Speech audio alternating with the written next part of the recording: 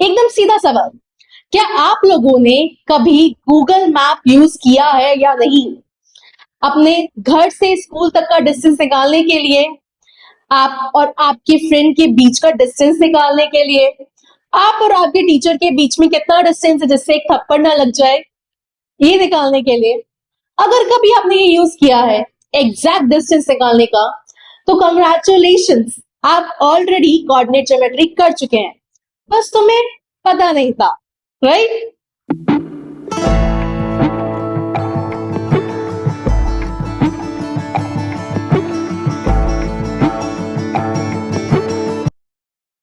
तो hello students, मैं हूं Palak Gupta. Welcome to the Vidya Wagon classes.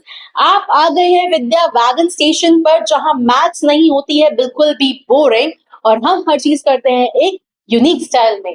तो आज हम करने वाले हैं डिस्टेंस फॉर्मूला क्लास 9 के लिए, जहां पर तुम्हारा ज्योमेट्री बिल्कुल ही देखने का नजरिया बदल देगा कि ज्योमेट्री कहां से कहां पहुंच गई है। ये टॉपिक पहले तो आता था क्लास 10th में, बट इस साल से ये टॉपिक आने लगा है क्लास 9th में। तो इससे पढ़ने से तुम्हें और भी ज्यादा मजा आएगा कि ज्योमेट्री एक्चुअल में है क्या। तो चलो पढ़ते हैं। ये है कोऑर्डिनेट ज्योमेट्री। इसमें जो अलजेब्रा है वो विजुअलाइज करके दिखाया जाता है। जैसे अगर मैं तुमसे एक एग्जाम्पल में बात करूं, तुम एक डॉक्टर के साथ पास गए और बोला, डॉक्टर साहब कहीं पर दर्द हो रहा है।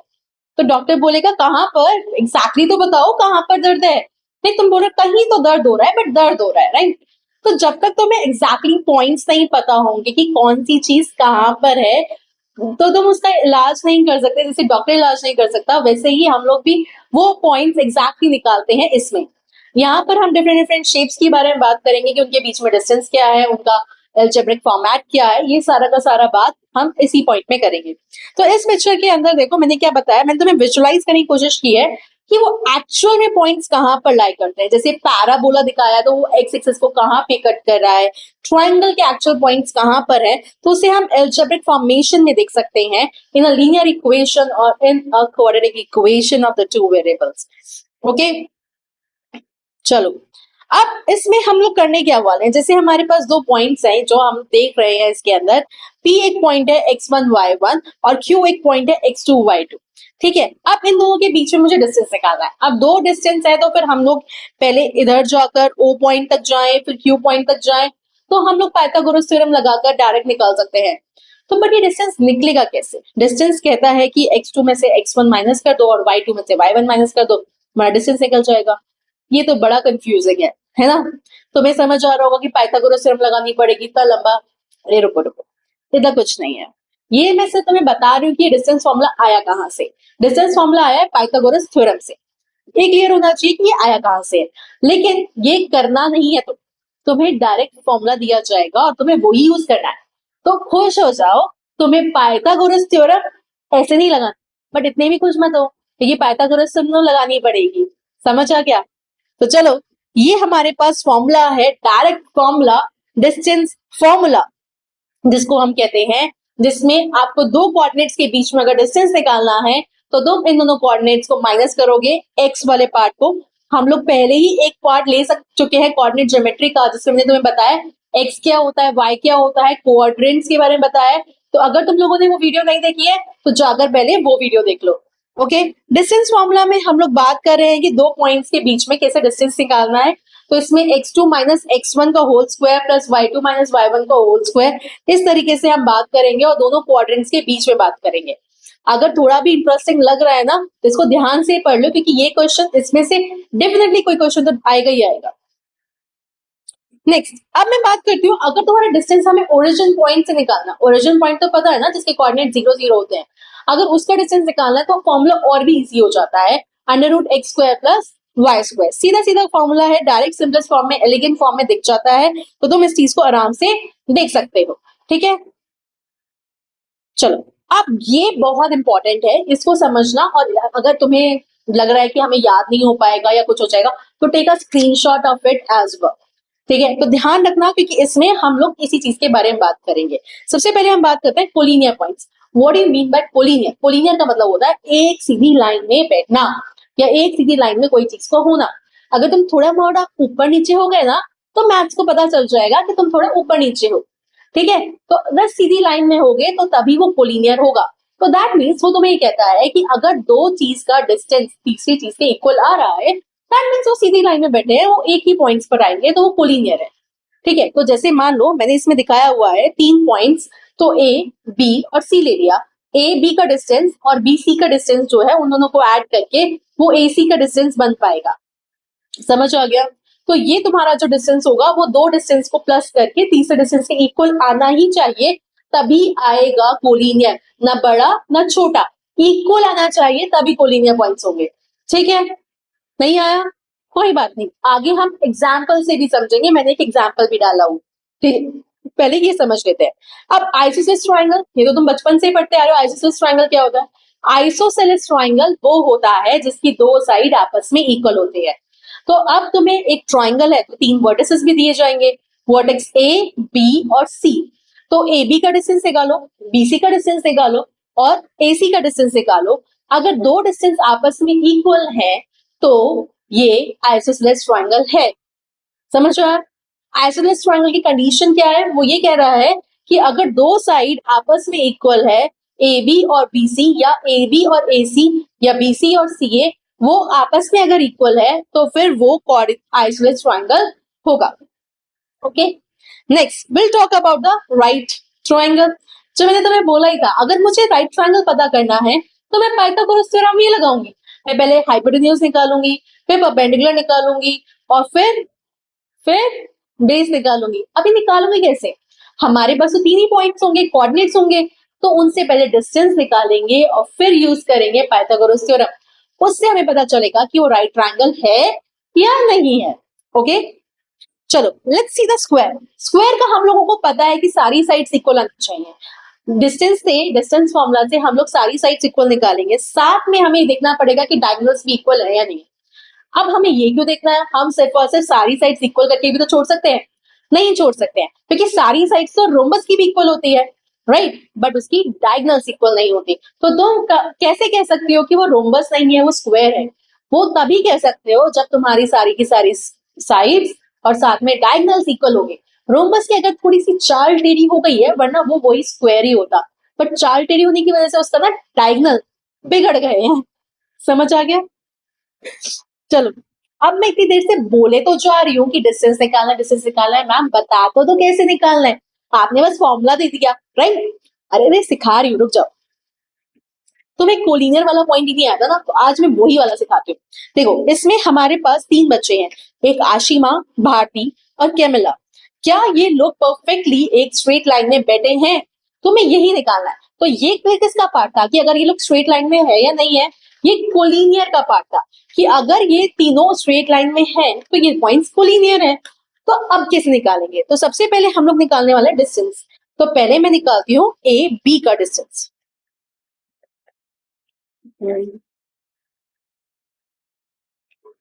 मैं ए बी का डिस्टेंस निकाल लेती हूँ। तो ए बी के लिए ए हमने आशिमा को लिया, बी भारती को लिया और सी कैमिला को लिया। तो ए का और बी का डिस्टेंस, फॉर्मूला हमारा होता है under root x2 minus x1 का whole square plus y2 minus y1 का होल स्क्वायर। तो चलो डिस्टेंस निकालते हैं। अब ये हो जाएगा 6 माइनस 3 का होल स्क्वायर प्लस 4 माइनस 1 का होल स्क्वायर, राइट। ये 3 का स्क्वायर हो गया और ये भी 3 का स्क्वायर हो गया, तो ये हो जाएगा 9 plus 9 that is equals to root 18 और इसको मैं लिख सकती हूँ 3 रूट 2 यूनिट्स। तो ए बी का डिस्टेंस तो हमारे पास आ गया। अब इसी तरह से मैं बीसी का डिस्टेंस भी निकालूंगी। तो बीसी का डिस्टेंस निकालते हैं। बीसी के डिस्टेंस में ये और ये लेते हैं, तो 8 माइनस 6 का स्क्वायर प्लस 6 माइनस 4 का square that is equals to 4 हो गया प्लस 4, तो ये हो गया 2 रूट 2 यूनिट्स। ठीक है, अब इसी तरह से हम AC का भी निकाल सकते हैं। तो AC के लिए कोऑर्डिनेट्स क्या होंगे हमारे? अगर हम पीछे वाली स्लाइड पर जाते हैं तो ये C का है और ये A का है।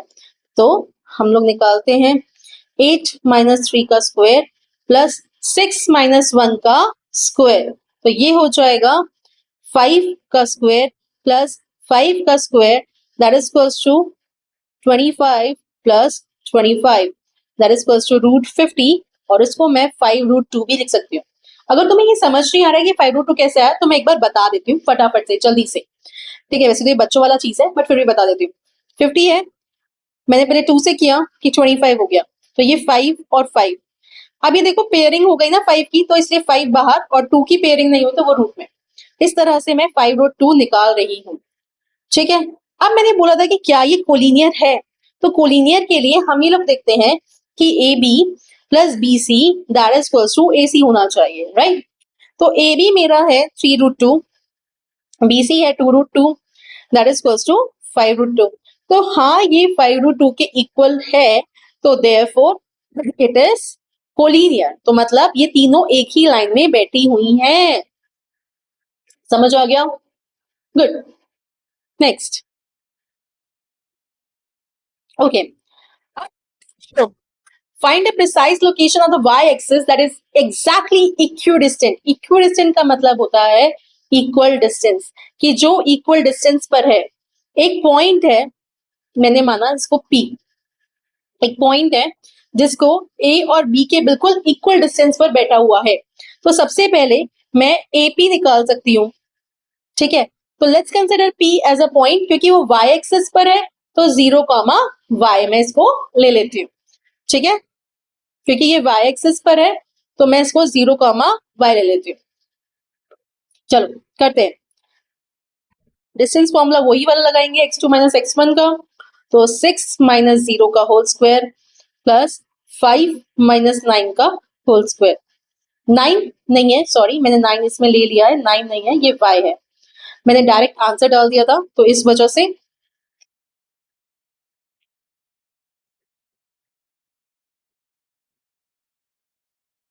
चलो देखते हैं अंडर रूट। अब ये क्या हो जाएगा, 6 माइनस 0 का whole square plus 5 minus y का होल स्क्वायर। तो अब ले लेते हैं, ये हो जाएगा 36। यहां पर लगेगा a माइनस बी का होल स्क्वायर, जो हम लोग 8th क्लास में पढ़कर आए हैं। तो a का स्क्वायर प्लस b का स्क्वायर माइनस 2ab। ठीक है, तो ये हो जाएगा 61 plus y square minus 10y। अब इसी तरह से मैं बीपी भी निकाल लेती हूँ। तो अंडर रूट बीपी के लिए हम लेंगे -4 कॉम -0 और 3 माइनस y का स्क्वायर। अब इसमें भी सॉल्व करते हैं, तो ये हो जाएगा हमारा 16 और यहाँ पर भी a माइनस बी का होल स्क्वायर लगाएंगे, 9 plus y square minus 6y। ये हो गया। अब आगे करते हैं, तो मेरा बीपी जो आया वो आया under root 25 plus y square minus 6y। अब दोनों को इक्वल करना है, तो एपी और बीपी को आपस में इक्वल करना है। एपी ये है under root 61 plus y square minus 10y that is equals to BP जो है हमारा 25 plus y square minus 6y। तो स्क्वेयरिंग बोथ साइड्स, जैसे रूट हट जाए, स्क्वेयरिंग बोथ साइड्स। ठीक है, तो अब ये मेरा हो गया 61 plus y square minus 10y that is equals to 25 plus y square minus 6y। देखो वाई स्क्वायर तो वाई स्क्वायर कट गया। ठीक है, तो 61 minus 25 that is equals to minus 6y plus 10y। तो ये हमारा क्या हो गया, 61 माइनस 25, 11 में से 5 गए 6 और ये हो जाएगा 36।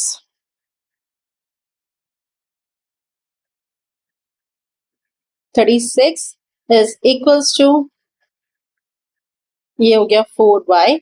तो 36 divide by 4 that is equals to 9। तो 9 is equals to 4, 9 is equals to y की वैल्यू आ गई। तो हमें वो y की वैल्यू ही निकालनी थी, तो हमारी y की वैल्यू क्या आ गई, 5। y is equals to 9, sorry. Okay next करते हैं। ओके इसमें तुम्हें ये बोला है कि ये 4 कोऑर्डिनेट्स हैं और तुम्हें ये बताना है कि क्या ये स्क्वायर है। तो हमने अभी डिस्कस किया था कि स्क्वायर की चारों साइड्स इक्वल आने के साथ साथ उसके डायगोनल्स भी इक्वल आनी चाहिए, तभी जाकर वो स्क्वायर होगा। राइट। तो चलो हम लोग देखते हैं कि क्या इसकी साइड्स इक्वल है। तो पहले मैं एपी निकाल लेती हूँ। तो ए बी निकालने के लिए ये 4 माइनस 1 का होल स्क्वायर प्लस 2 माइनस 7 का होल स्क्वायर हो गया। तो ये हो गया 3 का स्क्वायर, 5 का स्क्वायर, तो ये हो गया 9 plus 25 that is equals to root 34। ये ए बी आ गया। इसी तरह से मैं बी सी निकाल लेती हूँ। -1 माइनस 4 का स्क्वायर, ये हमारा आ गया। अब ये क्या हो जाएगा, ये होगा -5 का स्क्वायर और -3 का स्क्वायर, तो 25 plus 9 that is equals to 34। तो ये भी निकल गया। अब इसी तरह से मैं सी डी भी निकाल लेती हूँ।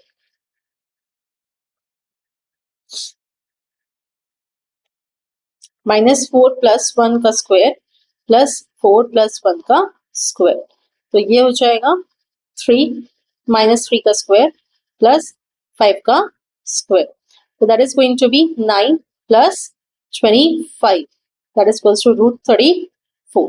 अब इसी तरह से एडी भी निकालेंगे। अब देखें कोऑर्डिनेट्स क्या थे ए के और डी के। ए के थे 1 7, ए के थे 1 7 और डी के थे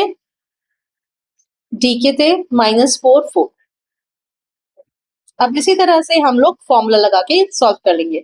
तो दैट इज -4 माइनस 1 का स्क्वायर प्लस 4 माइनस 7 का स्क्वायर,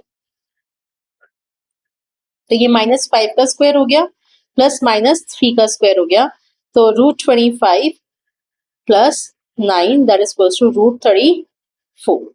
ठीक है, ये समझ आ गया। अब हमें डायगोनल भी तो चेक करना है। मैंने बोला ना स्क्वायर तब तक स्क्वायर नहीं है जब तक उसकी डायगोनल्स इक्वल नहीं है, अदरवाइज वो रोम्बस भी हो सकता है, क्योंकि रोम्बस की भी तो सारी साइड्स इक्वल होती है, राइट। तो सबसे पहले मैं ए सी निकाल लेती हूँ। तो ए और सी के कोऑर्डिनेट्स देख लेते हैं। सी का है -1 और ए का कोऑर्डिनेट है 1, 7 और सी का है -1, तो ए सी निकाल ले।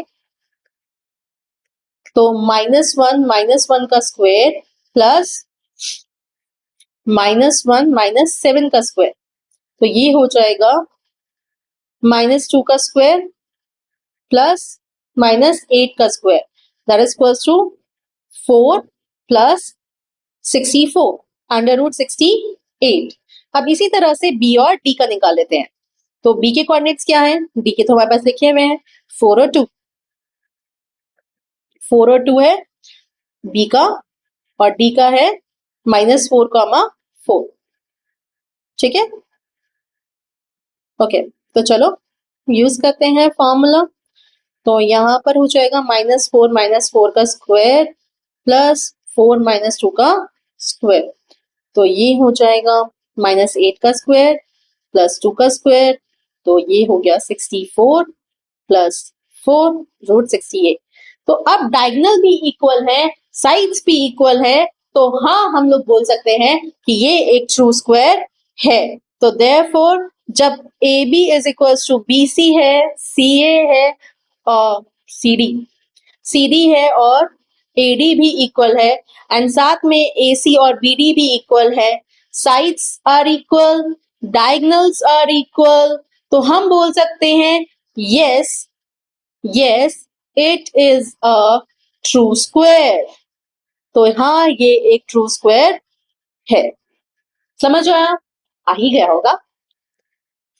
तो चलो भाई इतना ही था हमारा कोऑर्डिनेट ज्योमेट्री में डिस्टेंस फॉर्मूला। हम लोगों ने डिस्टेंस फॉर्मूला आज पूरा का पूरा कवर कर लिया है।